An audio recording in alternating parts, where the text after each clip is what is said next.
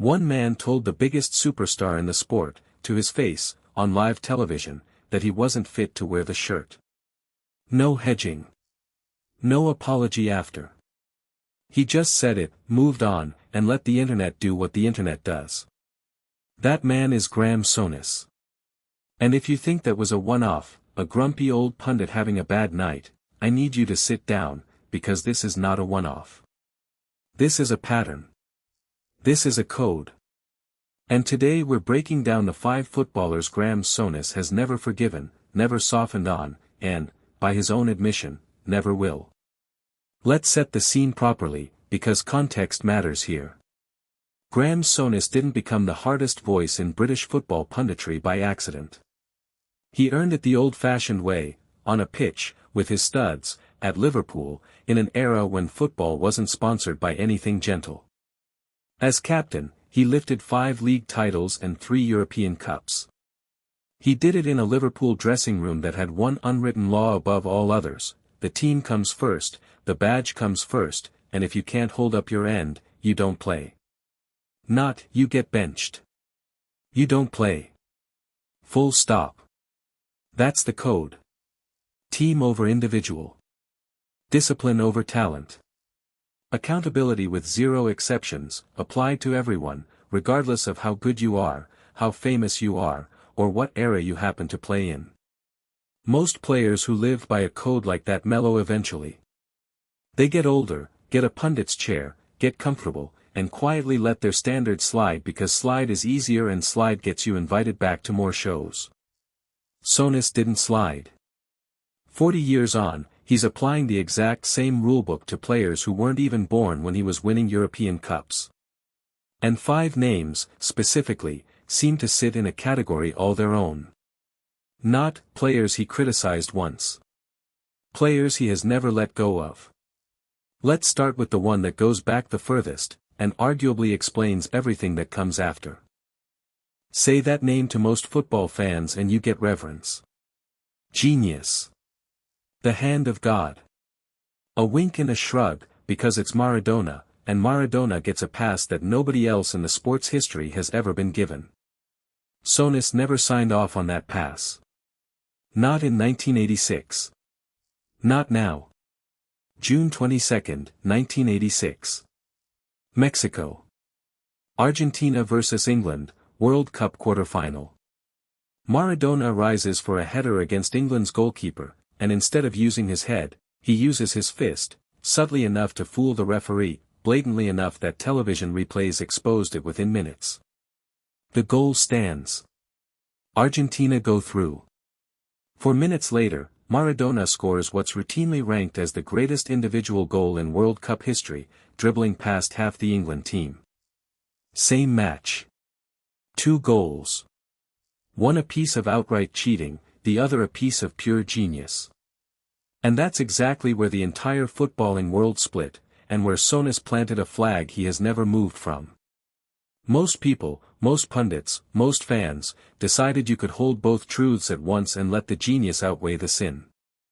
Maradona himself leaned into it, later calling it divine intervention, turning the cheat into a piece of folklore. Souness has consistently refused that trade. His position, repeated across interviews and punditry over the decades, has never wavered: the skill doesn't buy back the con. You don't get to defraud a referee and then have history launder it into a cheeky anecdote because the same player also happened to be the most talented man alive. To Souness, that's not nuance, that's letting talent purchase a pass that discipline would never be given. Here's what makes this the correct starting point for the whole story: this is Souness' code in its purest, earliest form. Not about attitude. Not about respect for teammates. Just about honesty in competition, the single most basic thing the sport is supposed to run on. If Souness can't forgive Maradona, the single most gifted player of his generation, for one act of dishonesty on the biggest stage in the sport, you already know exactly what kind of standard he's about to hold everyone else to. Let me be fair for a second, because it's worth acknowledging: Souness has never denied Maradona's brilliance. He's called him one of the greatest to ever kick a ball, praised the second goal in the same breath he condemns the first. This isn't blind hatred. It's precision. He separates the art from the ethics, and refuses to let one contaminate his judgment of the other. Most people can't do that. Souness built a career on doing exactly that. And once you understand that separation, skill on one side, conduct on the other, judged independently and without mercy, the next 4 names on this list stop looking random. They start looking like 5 data points on the exact same line. Because if Maradona was the standard for what happens when brilliance meets dishonesty on the pitch, the next name on this list is what happens when Souness watches that same dishonesty walk straight into the dressing room. If Maradona earns Souness' harshest philosophical disapproval, Diouf earns something closer to outright contempt, and the gap between those 2 reactions tells you a lot. Diouf arrived in English football dripping with talent. Real, undeniable ability, pace, technique, the kind of raw gifts that made him African Footballer of the Year back-to-back before he'd even settled into the Premier League. On paper, exactly the kind of forward a club builds a season around. Off the pitch, and increasingly on it, the story was different. Across his time at Liverpool and beyond, Diouf built a reputation that had nothing to do with goals. Clashes with teammates, most notably reported friction with Steven Gerrard and Jamie Carragher, 2 players who were, by every account, the beating heart of that dressing room's discipline and standards. Alleged incidents with supporters, including a spitting controversy that made headlines far beyond the back pages. A pattern, repeated across multiple clubs, of talent undercut by conduct that alienated the very people he needed on his side. For Souness, watching from the punditry chair by that point, this wasn't a gray area. This was the Maradona problem, except worse, because at least Maradona's sin was a single moment against an opponent. Diouf's, in Souness' framing, was a sustained pattern turned inward, against the people who were supposed to be his own team. And Souness didn't hold back. In one of the more widely circulated lines from his punditry career, he compared Diouf's conduct to something you'd find in a sewer, the imagery deliberately ugly, deliberately beneath the usual register of football criticism, because Souness wanted the language to match what he saw as the scale of the offense. This wasn't, he needs to work on his attitude. This was a total revocation of respect.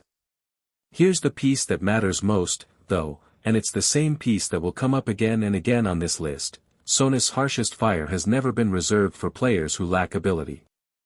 It's reserved for players who have ability and squander the trust that comes with it. A limited player who works hard gets Souness respect every time. A gifted player who treats teammates, fans, or the badge with contempt gets none, regardless of the finishing, regardless of the pace, regardless of the highlight reel. That's not a random opinion. That's the Liverpool captain's code, word for word, transplanted 40 years forward and pointed at a new generation. Which brings us to the case that turned the code from something Souness said into something Souness nearly enforced with his own hands. Of every name on this list, this is the one that got physical. The setting, Newcastle United's training ground, Souness in the manager's seat, Bellamy one of the most explosive, and combustible, forwards in the country.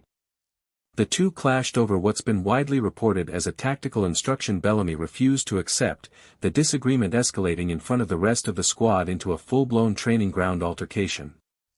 Not shouting from a distance. A confrontation. It didn't end there. The relationship deteriorated further around an incident involving an alleged faked injury, Bellamy accused, in various accounts, of feigning a fitness issue to avoid selection or a specific tactical role, a claim that, if true, strikes directly at the one thing Souness' entire career was built on, showing up, playing through it, doing the job for the team regardless of personal preference. To a manager whose captaincy days were defined by exactly that ethic, an accusation like that isn't a minor dressing room spat.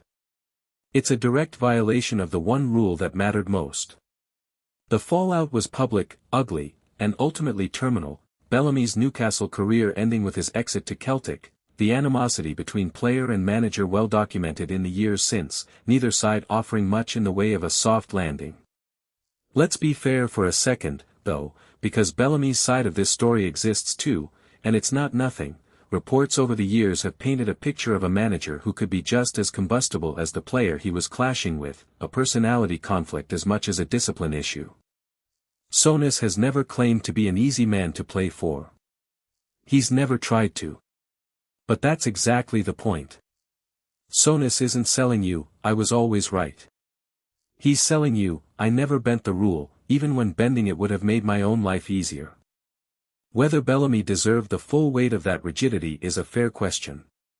Whether Souness applied it consistently is not, because as we're about to see, the exact same rigidity was waiting for the next two names on this list, decades apart, in a completely different context, not the training ground, but the television studio.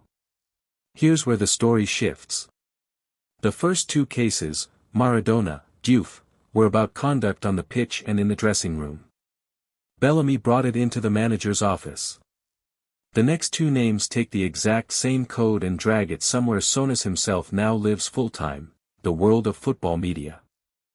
By the time Barton was building a second career as a pundit and outspoken media voice, Souness was long past his playing and managing days, settled into the role of elder statesman of British football broadcasting.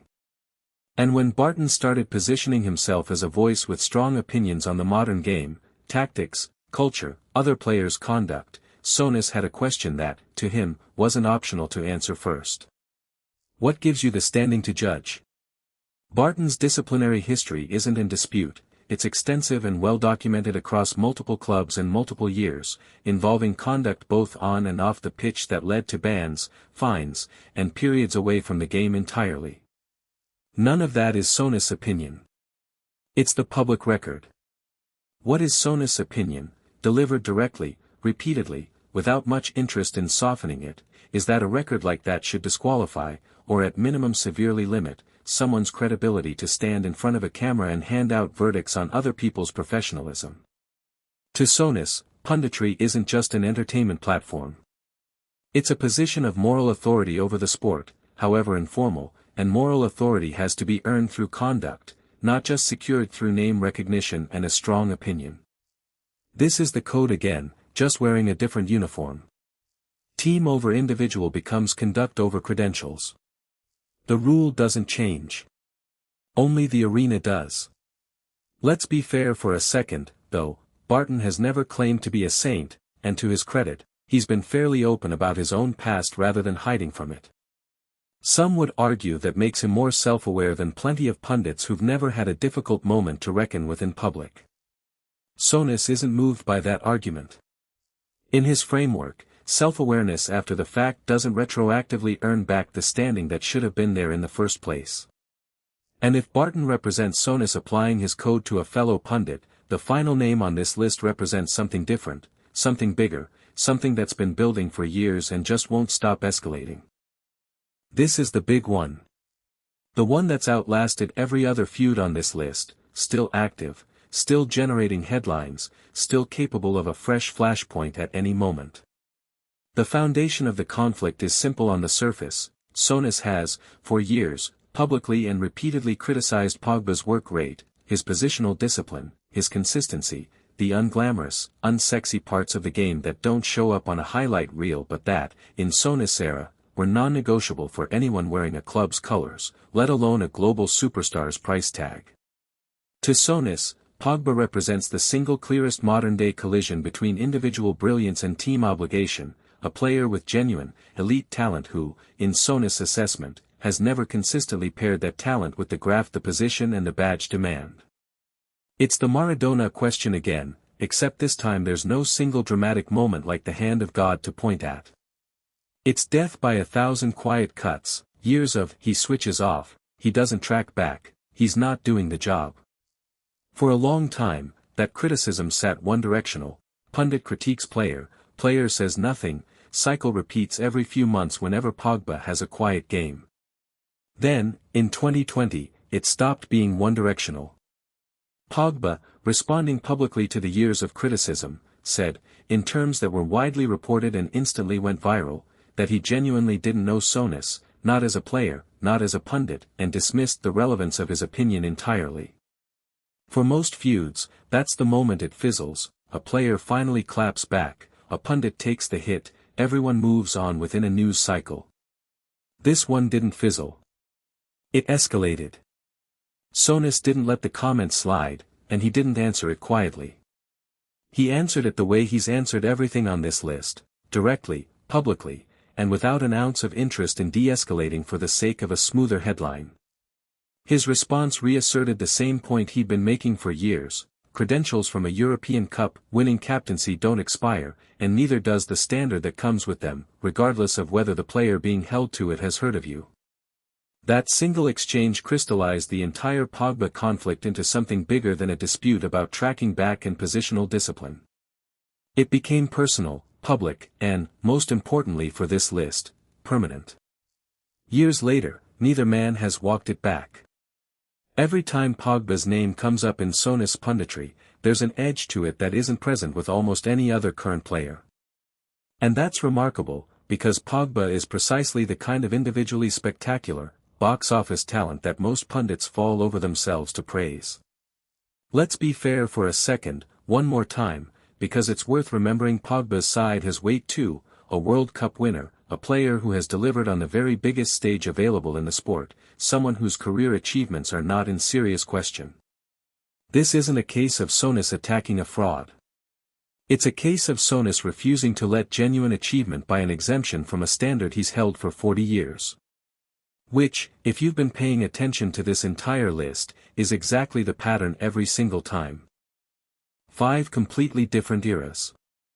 5 completely different contexts: a World Cup pitch, a Premier League dressing room, a training ground, a television studio, a modern social media pile-on.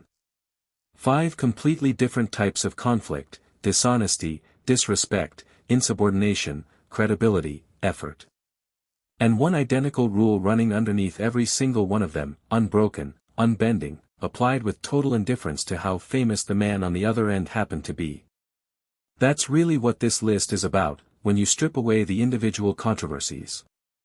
It's not really about 5 players Souness dislikes. It's about one uncompromising standard that Souness has refused to soften for 4 decades, regardless of who it costs him a friendly relationship with, regardless of how much easier his media career would be if he just let a few of these go. Most pundits pick their battles.